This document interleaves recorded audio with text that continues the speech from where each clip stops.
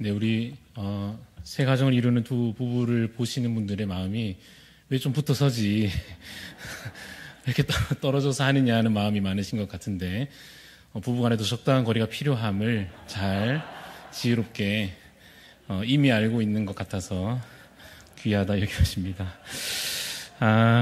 네, 저희 가정은 행복합니다. 네, 행복하고 여러분 가정들도 다 행복하신 줄로 믿습니다. 오늘 이제 우리가 하이델베르그 13번째 시간을 이어갑니다. 우리 주 예수님이라는 제목입니다만은 크게 두 가지를 할 건데요. 복습부터 간단히 한번 해보도록 하겠습니다. 지난 시간에 저희가 우리 성자 하나님에 대한 이야기를 하면서 그리스도라고 하는 그 직분에 관한 이야기를 나누었습니다. 그래서 예수님은 그 이름이라면 그리스도는 그 직분에 대한 명칭인데 이 직분은 우리가 구약에 있는 세 가지 직분을 떠올리게 한다 했죠.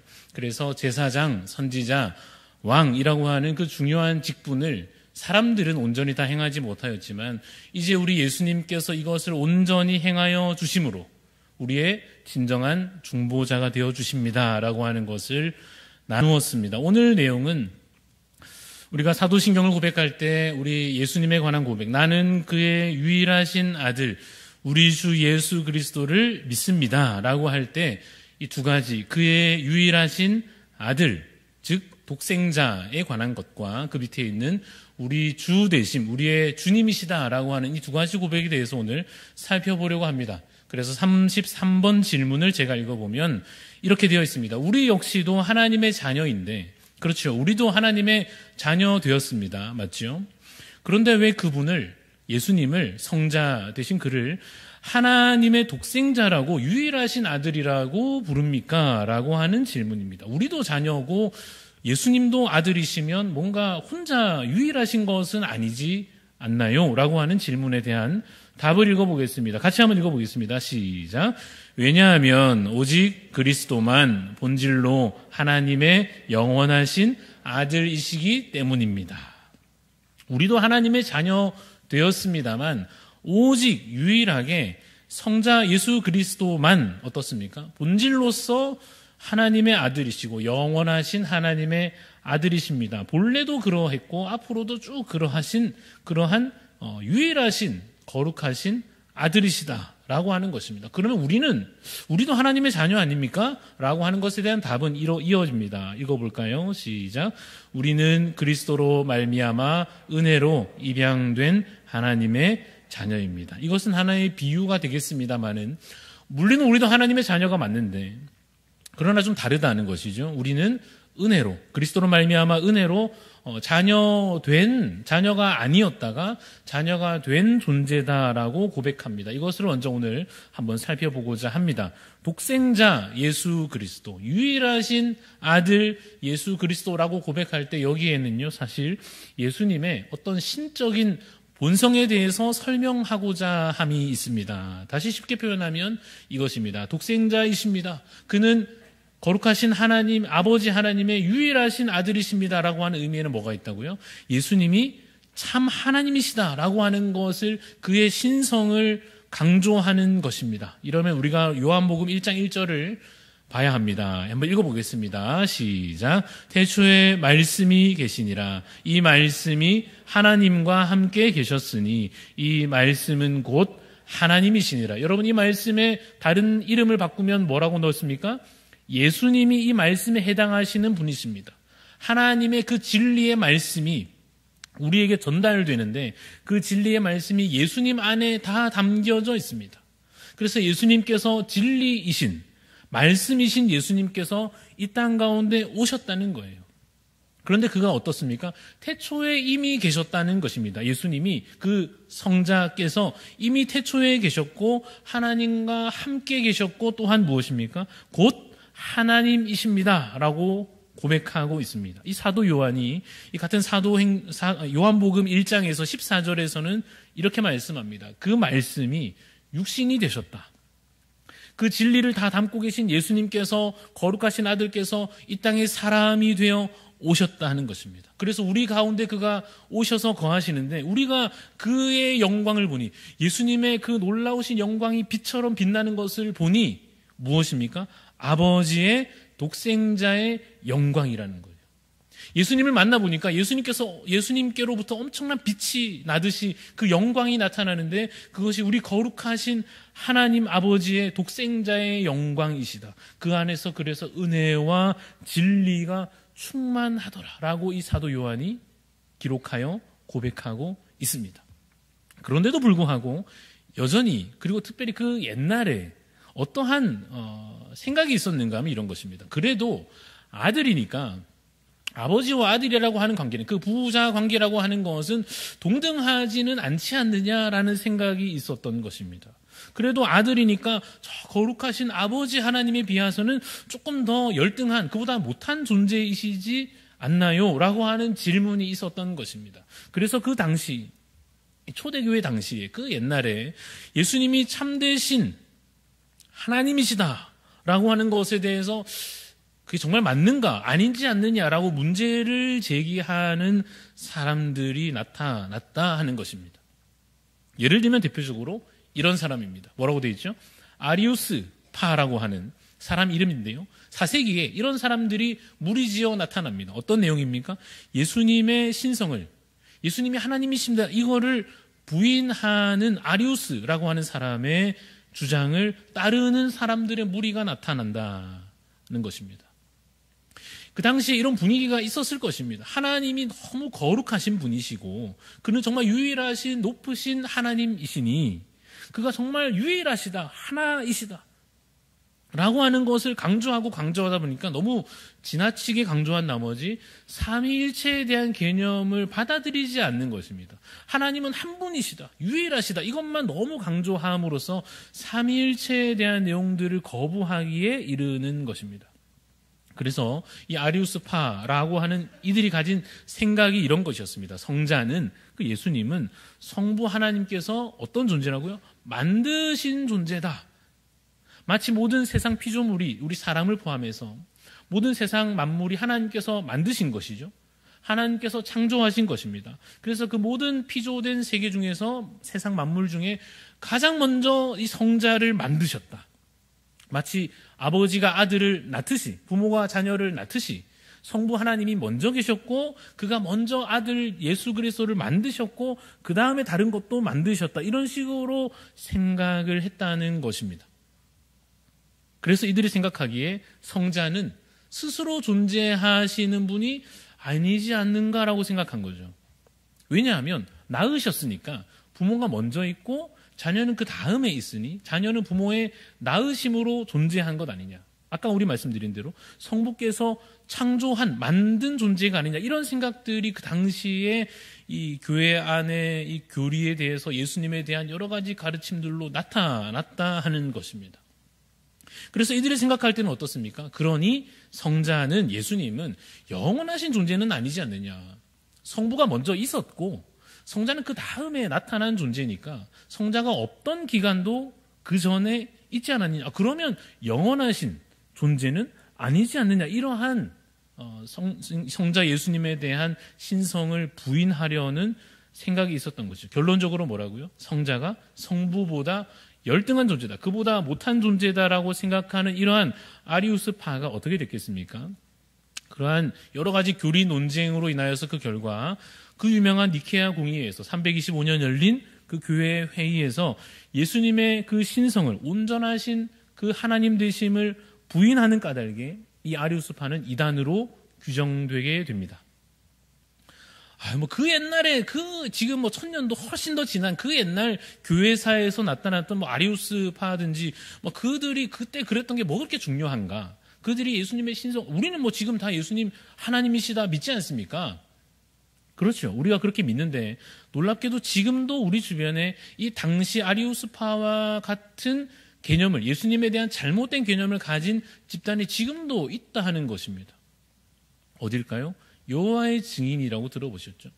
길에 가다 보면 이렇게 책들을 꽂아서 이렇게 세워놓고 막 전도하는 분들을 만나보셨을 텐데 이들은 여전히 이 교리를 갖고 있습니다. 어떤 교리냐 하면 성부께서 성자를 모든 피조물보다 먼저 만드셨다라는 식으로 가르칩니다.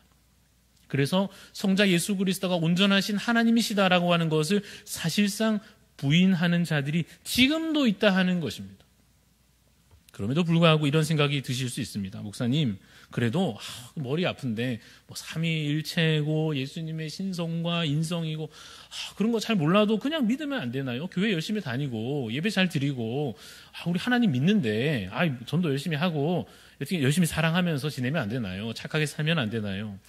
물론 그렇게 살아야 되겠습니다만 우리에게 하나님에 대한 온전한 올바른 지식이 필요하다 하는 것입니다. 요한 1서 말씀에 이런 말씀이 있습니다.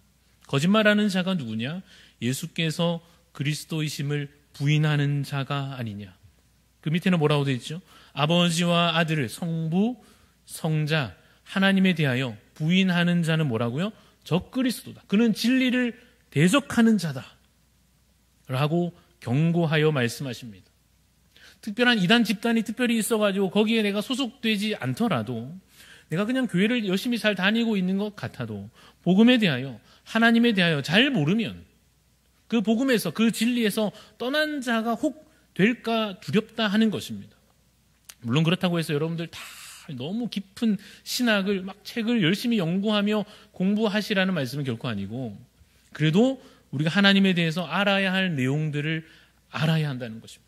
배워야 한다는 것입니다. 그래서 너무나 당연한 것인데 예수님께서 정말 참 하나님이시다. 그가 영원하신 하나님이시다. 아버지 하나님과 동등한 존재이시다. 그가 참으로 우리 가운데 거하시는 하나님이시다라고 하는 것을 알고 깨닫고 배우며 믿으며 고백하는 자 되시기를 간절히 소원합니다. 33번 이 답에 이러한 내용도 있었죠. 그러면 성자께서는 그러한 분이신데 우리도 하나님의 자녀 아닙니까? 우리도 하나님의 자녀 맞지 않습니까?에 대한 답이 이렇게 되어 있었죠. 우리는 그리스도로 말미암아 어떻게 됐냐? 은혜로 입양된 선택되어 데려온 그러한 하나님의 자녀다라는 거예요. 물론 우리도 하나님의 자녀들입니다. 그러나 예수님께서 하나님의 아들이신 것과는 어때요? 매우 다른 본질적인 차이가 있다 하는 것입니다. 이 내용을 같이 한번 읽어봅시다. 시작.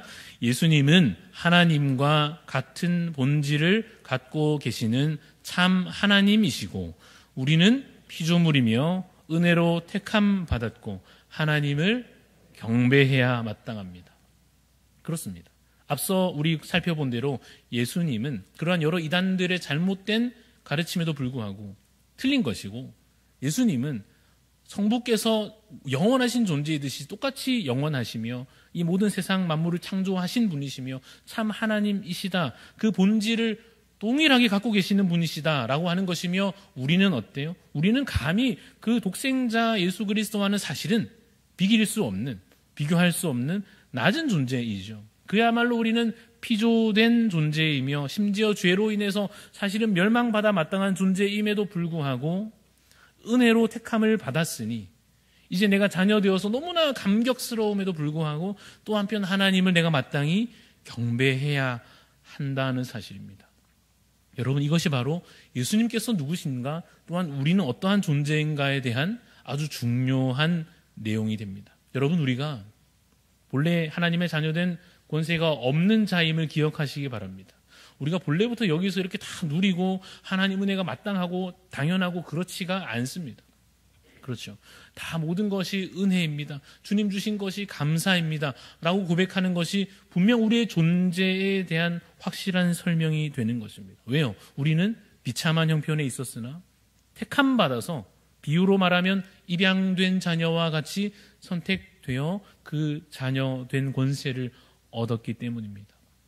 그래서 그 감사와 그 감격을 그 기쁨과 그 은혜에 대한 감사를 풍성히 누리며 살아가는 여러분 되시기를 간절히 소원합니다.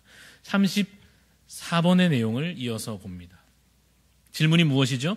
왜 그분을 우리 주님이라고 부릅니까? 한 번만 더 보면 우리가 사도신경에서 이렇게 고백합니다. 나는 그의 유일하신 아들, 그 성부의 거룩하신 아버지의 유일하신 아들이신 우리 주 예수 그리스도를 믿습니다 했으니 왜 우리 주님이라고 고백할까요?에 대한 답입니다. 같이 한번 역시 읽어보겠습니다. 시작. 왜냐하면 그가 그의 보혈로서 우리를 모든 죄로부터 구속하셨고 우리를 마귀의 권세에서 해방시키셔서 자신의 것으로 삼으셨기 때문입니다.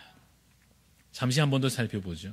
왜 우리가 예수님을 성자 되신 거룩하신 아들이신 그를 우리 주님이라 부릅니까? 왜냐하면 그가 그의 보혈로서, 그의 피로서, 말하자면 그의 생명으로서 우리를 죄로부터 무엇하셨다고요?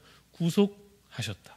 우리를 값으로 사서 살려주셨고, 우리를 마귀의 권세에 짓눌려 있는 우리를 해방시키셔서 자신의 것으로 삼으셨다 하는 것입니다. 에베소서 1장 7절 제가 읽어봅니다. 우리는 그리스도 안에서 그의 은혜의 풍성함을 따라 그의 피로 말미암아 속량 곧 죄사함을 받았느니라.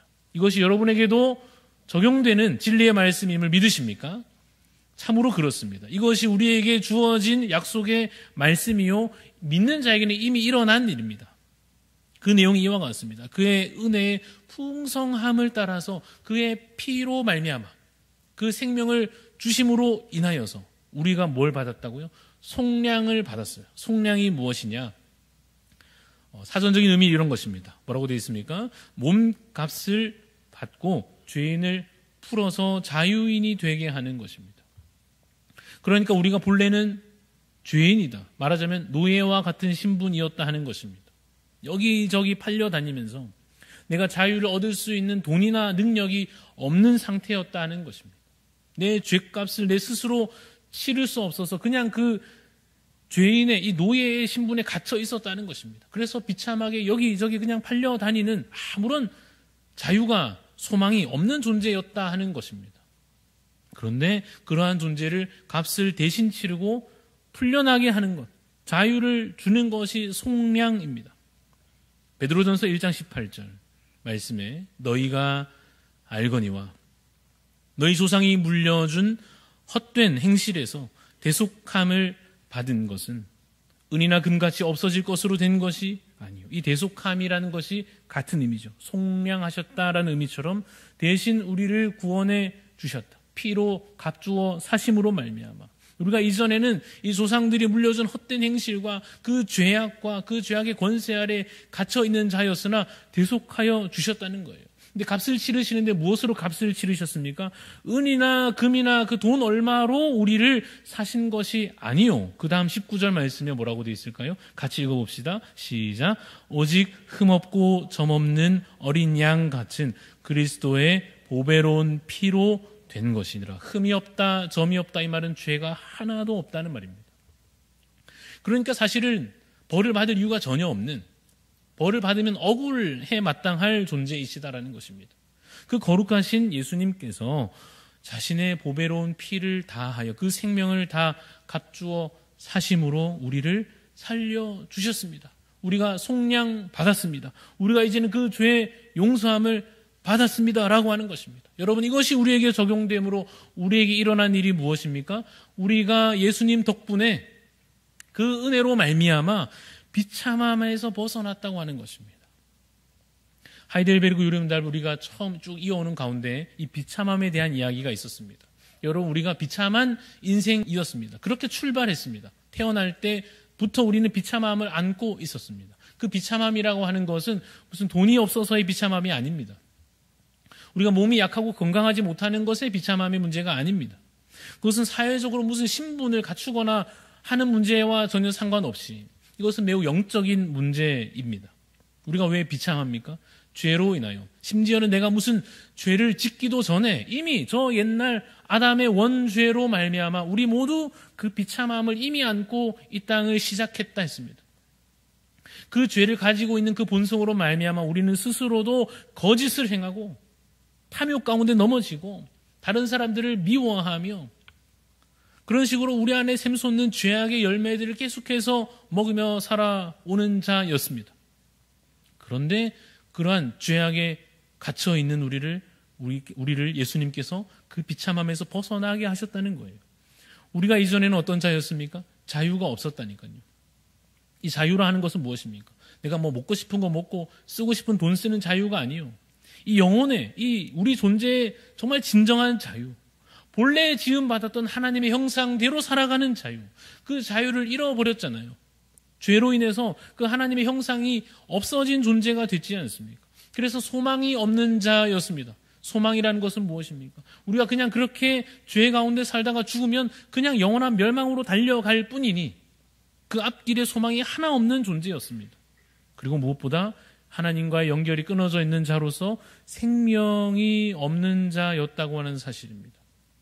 그와 같이 갇힌 자 된 우리가, 묶여 있는 우리가, 자유도 소망도 없고 생명도 없이 완전히 죽어 엎드러져 있는 그 비참한 인생에 대하여 하나님께서 그 은혜로 말미암아 그 아들 우리 가운데 보내심으로 예수 그리스도께서 참으로 우리를 위하여 그 피를 다 흘려 값주어 사심으로 우리를 살려 주셨다 하는 것입니다. 우리를 자유케 하셨다 하는 것입니다. 골로새서 1장 13절 말씀, 그가 우리를 그 흑암의 권세에서 건져내사 그 비참한 가운데에서 우리를 살려내사 어디로 옮기셨다고요? 그의 사랑하시는 아들 그 예수 그리스도의 나라로, 그 다스리심 안으로, 그 놀라운 평강 안으로 우리를 옮기셨다 하는 것입니다. 사랑하는 성도 여러분, 여러분 이것을 믿으시기 바랍니다. 이제는 그래서 우리가 무엇을요? 자유를 얻었음을 믿으시기 바랍니다. 우리가 예수 그리스도로 말미암아 이제는 소망을 가진 자 되었고 생명을 얻은 자 되었음을 믿으시기 바랍니다. 목사님, 우리에게 어떤 자유가 있다는 겁니까? 우리는 지금 사회적으로 큰 불편함 없이 자유로운 삶을 사는 것 같아도 어떤 나라에서는 정치적으로 자신의 신변에 관하여서 어떤 자유를 못 누리고 있는 자가 있을 수 있습니다. 그도 예수 믿으면 자유를 얻습니다. 아니, 내가 무슨 자유가 있습니까? 내가 이렇게 여전히 압제당하여 있는데 무슨 자유가 있습니까? 마치 예수님께서 이 땅 가운데 오셨을 그 당시에 유대인들이, 그 당시에 그 많은 백성들이 로마의 압제 아래에 있었던 것처럼 내가 예수 믿는다고 뭐가 달라집니까? 라고 물을지 모르나 예수 믿으면 자유가 얻어지는 것입니다. 무슨 자유가요? 죄로부터 자유함 얻는 것입니다. 이제는 내가 하나님과 소통할 수 있고 하나님의 은혜를 받을 수 있는 그 진리에 관한 자유가 얻어진 것입니다. 소망이 얻어졌습니다. 그 정치적인 상황에서는 여전히 로마의 압제 아래 혹은 우리 각 개인의 현실의 그 고통 아래 여전히 있을 수 있습니다. 그것에 소망을 두면 예수 믿어도 달라질 것이 없는 것처럼 느껴질 수도 있습니다. 그것이 심지어는 불행하게도 어쩌면 우리 인간적인 관점에서는 말이죠, 죽기까지도 그 문제가 해결되지 않을 수도 있으나 그럼에도 불구하고 우리가 더 이상 불행한 존재가 아니요, 소망 없는 존재가 아니요, 소망을 얻었다 함은 그 소망이 이 땅 가운데 있지 않기 때문입니다. 예수 그리스도로 말미암아 그 흑암의 나라에서 그 사랑하시는 아들의 나라로 옮기셨으니, 이미 옮겨졌으니 우리에게는 영원한 천국에 관한 그 생명에 관한 소망이 얻어진 것입니다. 생명을 얻었습니다. 여러분, 이것이 잠깐 우리에게 주어졌다가 빼앗길 수도 있을까요? 아니면 이것이 우리에게 영원히 보장되는 것일까요? 오늘 내가 누린다 해도 이것이 만약 내가 좀 잘못하면 이것이 그 자격이 박탈당한다든지, 내가 오늘 이 거룩한 삶을 좀 실패하면, 내 딴에 노력을 하지만 이것이 또 충분치 않으면 또 내가 그 자격에서 박탈되어 그 옛날 흑암의 나라의 그 죄의 사망의 권세 아래 다시 놓여지는 것은 아닌가 두려울지 모르나 그것에 관한 확실한 약속의 말씀이 있습니다. 요한복음 10장 28절 같이 읽어보겠습니다. 시작. 내가 그들에게 영생을 주노니 영원히 멸망하지 아니할 것이요 또 그들을 내 손에서 빼앗을 자가 없느니라. 여러분, 이것을 믿으시기 바랍니다. 우리를 그 손에서, 하나님 아버지의 손에서 빼앗을 자가 없다 하십니다. 영생을 우리에게 주셨습니다. 영원히 멸망하지 않을 것입니다. 그 약속은 너무나 놀라운 것이어서 우리의 어떠함에도 사실은 상관치 않습니다. 그럼 우리가 마음대로 죄를 지어도 된다는 뜻입니까? 그런 뜻은 아닙니다. 죄를 지으면 안 되죠. 그러나 우리의 어떠함 이전에 이미 강력한, 너무나 강력한 그 예수 그리스도의 구원의 능력으로 말미암아 다시는 우리가 그 나라에서 그 신분을 빼앗기지 않을 것이다 하는 것입니다. 이것이 우리에게 믿음으로 말미암아 주어졌기에 그것을 참으로 늘 감사하며 기쁨으로 살아갈 수 있는 우리 성도님들이 되시기를 간절히 소원합니다. 한번 보시면 이렇게 되어 있습니다. 우리 주 예수 그리스도 안에서 참된 평안을 누리시기 바랍니다. 이것이 오늘 말씀의 결론입니다. 참된 평안을 좀 누리시기 바랍니다. 여전히 현실에서 매여 있다 할지라도 말입니다. 여전히 내 육신의 약함이 있을지라도 말입니다. 이것을 안고서 어떻게 평안할 수 있습니까? 싶지만은 우리가 인간적으로는 그것을 정말로 서로 공감하며 눈물을 흘리며 아파하겠습니다마는 그럼에도 불구하고 이 진리 앞에서 그 평안을 얻으시기를 소원합니다. 예수 그리스도 안에 있기에 그것이 내 현실의 문제와는 좀 다를지라도 이것이 참으로 영원한 것이요, 이것이 참으로 참된 것이기에 그 생명을 얻었기에, 그 소망을 얻었기에, 그 자유를 얻었기에 예수 그리스도 안에서 이미 옮겨진 자로서의 이미 얻은 그 능력으로, 그 구원의 은혜로 말미암아 참된 평안을 오늘도 빼앗기지 마시고 누리는 성도님들이 다 되시기를 간절히 소원합니다. 우리 기도를 같이 한번 읽고 말씀을 마치겠습니다. 같이 읽습니다. 시작. 예수 그리스도께서 우리를 위해 이 땅에 오신 참 하나님이심을 믿습니다. 주께서 우리를 십자가 은혜로 살리셨으니 이제는 주님 안에서 참 평안과 자유를 누리게 하옵소서. 하나님께서 여러분을 평안케 하실 것입니다. 이미 그 구원을 주셨듯이 이미 여러분에게도 그 삶 가운데 찾아오셔서 참된 평안과 자유를 누리게 하실 것입니다. 믿음으로 주 안에 거하는 복된 성도님들이 다 되시기를 간절히 소원합니다.